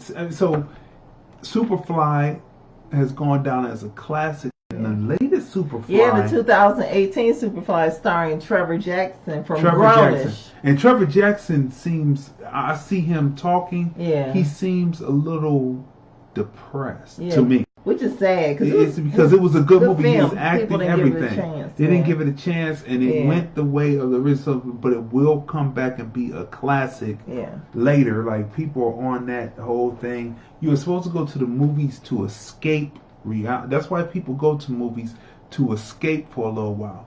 You're out there getting your head beat in by race soldiers. When you go into the theater, you want to see somebody kicking race soldiers' butt and winning at whatever game they're supposed to be in, and so that's entertainment. And so you're escaping for a little while. Shanine said, agreed about Superfly. Always hated the term blaxploitation. Right. See, so people, it's just strange the way we do things sometimes. Yeah, because people, it's a lot of, like we said before, great films that people miss, out on, especially like independent films. Like Superfly 2018 was an independent film also. Kind of like that Idlewild, which I will talk about forever, that Outcast Idlewild is one of the best films ever made. Belly, I mean, one of the best films ever. It was art house, shot low key. I mean, that's just one of the best. Now, I'm sure the people on the bootlegs, they couldn't understand it because their bootleg was dark, because the film was low key. So the bootleg would be real dark because the person filming it in the theater doesn't know about lighting, and how to adjust lighting. But what we have to talk about before we wrap it up is definitely we mentioned Ambitions, which is a new show on OWN Network, in the vein of Falcon Crest and Dynasty and Dallas and Knots Landing. Ambitions is a really good show. Like, it's up there with the Haves and the Have-Nots, and starring Robin Givens, Essence Atkins, Brian J. White, Erica Page, Brayley Evans, Gino Anthony Pesci, and Kendrick Cross. So definitely check out Ambitions, because some of the stuff that comes out of Robin Givens' mouth is kind of like Veronica on the Have and Have-Nots. Veronica is off the chain. I don't know if maybe she's one of my favorites on that show or not. She just may be, just because some of the stuff she says. I don't know about the gun. I don't know about the gun some of the stuff pointing. she says is just. I don't know about how real the gun pointing is. Oh yeah, on that show. I don't know about that. They're able to dodge bullets and come in. I don't know how real that is. But yeah, oh, you're talking about on Ambitions. I don't know about the gun. Oh, the one scene of Robin Givens, the very first episode. If you haven't seen it, you have to watch it. But I can drink some water on that. That's because Robin Givens was off the chain in the first episode. Yeah, her and this gun, you have to see it. She's not to be messed with. So, but yeah, just like on the Have and the Have-Nots, Veronica's not to be messed with also. That's right. So, but yeah, check out Ambitions on OWN Network. As Shanine said, Idlewild is a complete classic. It is. Yeah, it is. It's real classic, musical and gangster. Yeah. I mean, they had everything in it that anybody would want to go see. But again, I don't know what it was. Outkast was batting 1,000, and they said, the Hollywood system said, "Oh no, not these Negroes." Yeah. Because that would have opened the door for organized noise. Yeah. All of them would have been knocking through the door on that. I mean, they would have just been movie after movie after that. Yeah. So they had to make sure that quiet down. Just like Hype Williams, he was doing the videos, and that would have just been, it just would have been an onslaught. I think that's what they did with that Tupac movie, because the director came from the video world also. They kind of, but people wanted to down it. It was like on, John Singleton has passed on, but these are like lost, opportunities. You know what I mean? Because no one, what Tupac meant to people. Yeah. It appears that no one, the only person that rolled for Pac that was in the industry, to me, just looking at it, was Tretch, right? Digital Underground, Shock G tried, but Shock G, by then, Digital Underground had faded, right? And Naughty by Nature was fading. They were going into, we got classics, we're going to go out and perform and make that money off those classics, but they weren't producing new music necessarily.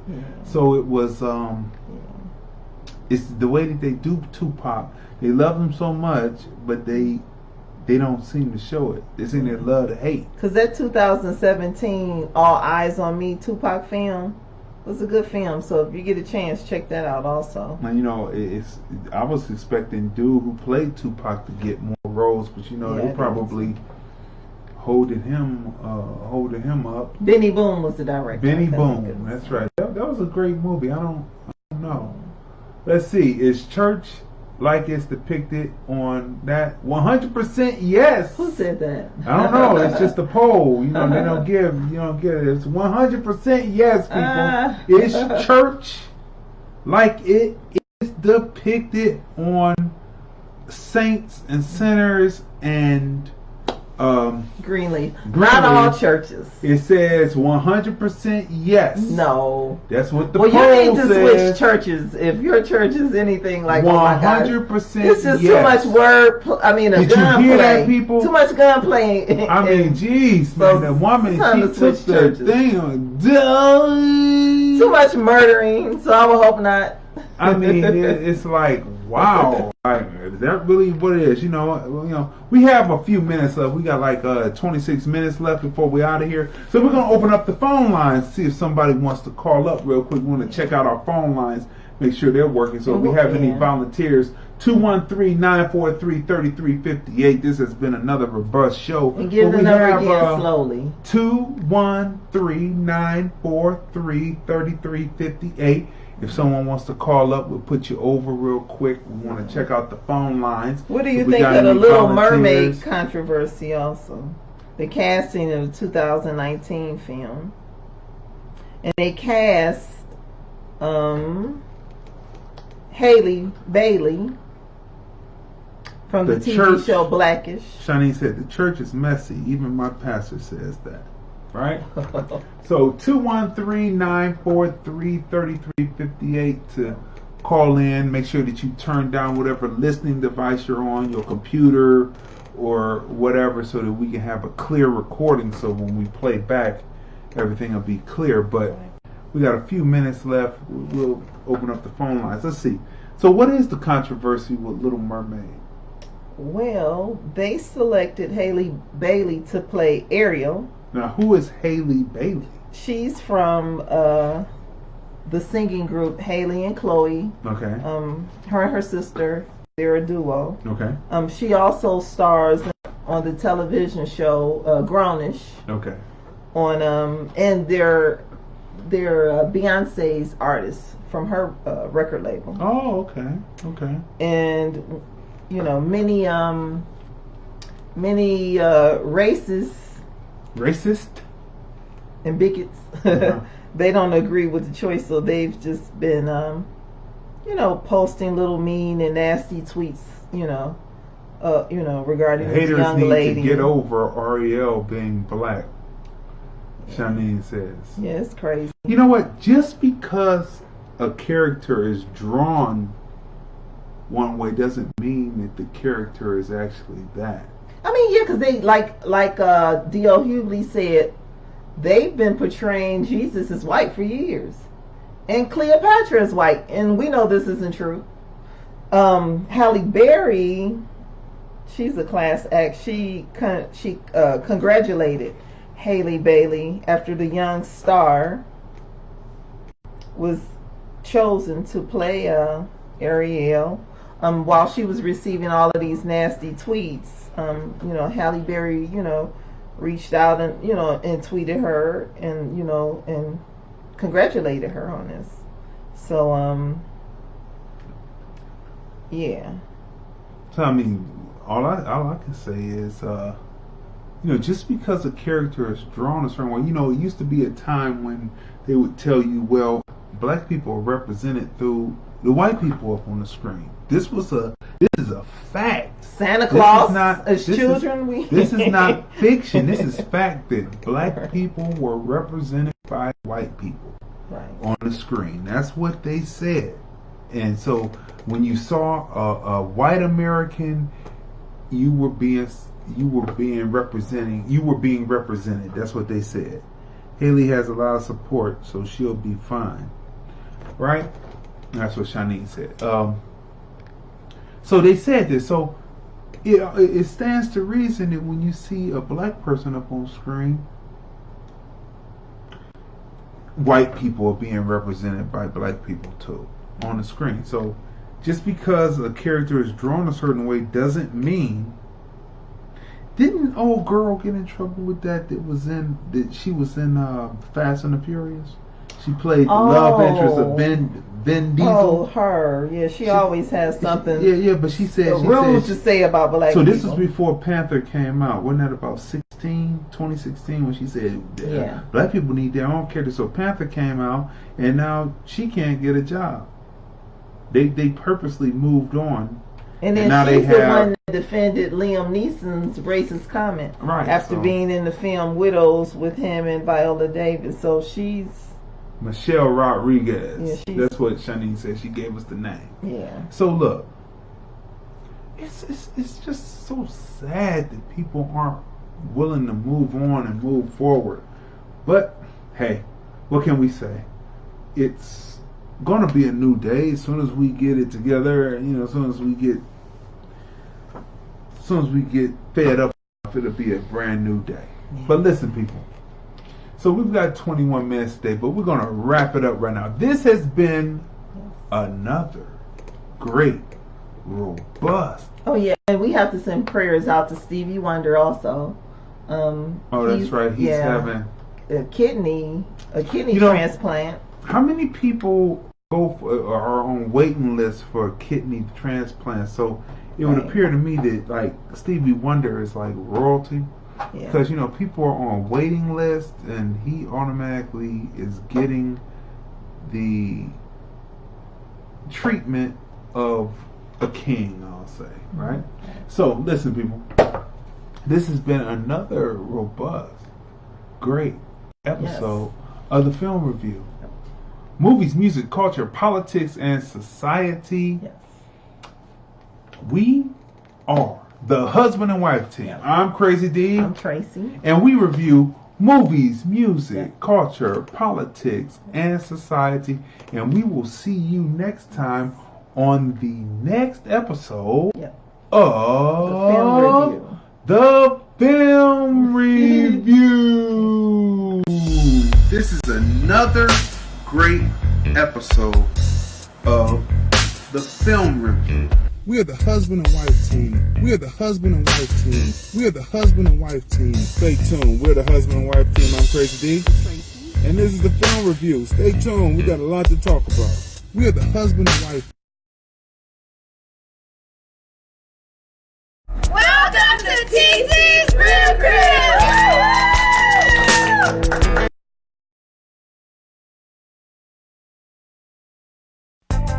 Here's the thing about your movie, why I made a curator's pick of the Hollywood Fringe Festival. Community, heart.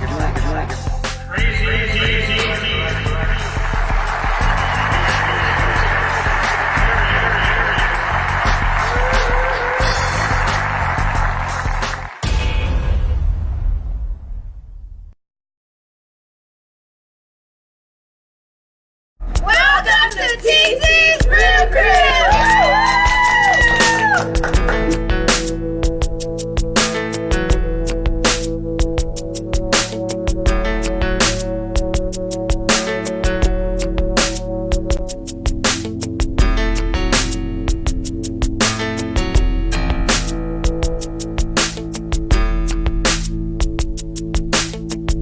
TZ's Real Crib!